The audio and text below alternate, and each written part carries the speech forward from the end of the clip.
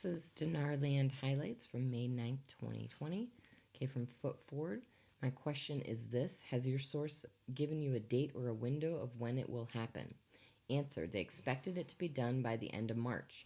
There's an urgency with all that's going on. They would expect it by the end of June now. This really should have happened, apparently. We will need to watch around May 15th also. I'm not hinting at anything. It's a date that just keeps coming up.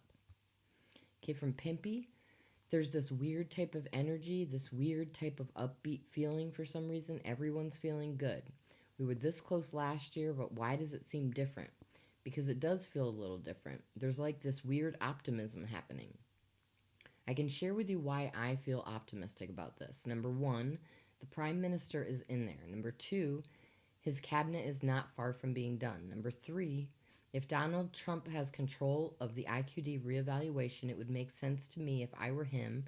If I was going to pull the trigger, I would do this between now and Election Day, which is only a few months away. And the reason for that is we need to have some kind of economical rebound, some kind of economical boom.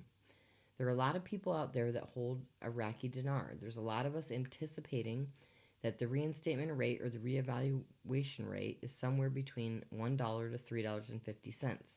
That is going to create a lot of millionaires. People are going to go out there and spend their money. You're going to see a bump in the economy, enough to where it would win him re-election for sure. That's just my opinion. That seems to be the consensus between everybody I'm talking to, even people like Trump, and are like, if Trump changes the rate, I would vote for him. Okay, Caparoni said again, economic monetary policy are not random and require hard work. Iraq needs to create the conditions to invite investment and develop a market economy. There are no shortcuts. Okay, Mountain Goat article, quote, the Iraqi parliament approves al-Kazimi government and this formation. Now let's see what al-Kazimi is really going to do now that he made so many promises. Will he work with the CBI in the project to delete the zeros? Will the citizens now get the reforms promised? Okay, from Militiaman KTFA, the new PM has a very serious and a professional background and some serious issues to tackle. The country has no liquidity and will need to implement reforms to alleviate the lack of liquidity issue. In my opinion, we know this last weekend, there were meetings at the highest levels to provide immediate solutions. I believe that the PM was privy to those meetings and understands the totality of where they are in regard to the crisis. The tools and or solutions would have been discussed and options are probably on the table.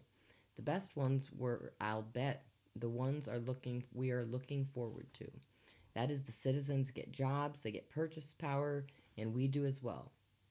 All things point to the reforms getting in place now and very quickly from here on out. The pressure is now far too intense to not. Article, quote, the Prime Minister and First Deputy Speaker of Parliament are quick to remedy the problem and it will be solved very soon and will not be prolonged until tomorrow, Sunday.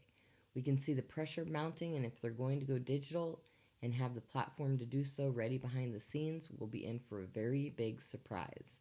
The salaries need to get paid, and the demonstrations suggest the heat is on and the heat is going to increase too. They suggest the payments will not be prolonged past or to tomorrow. If that's an indicator or not, it sure looks like one. And that's all for now. Thanks for tuning in.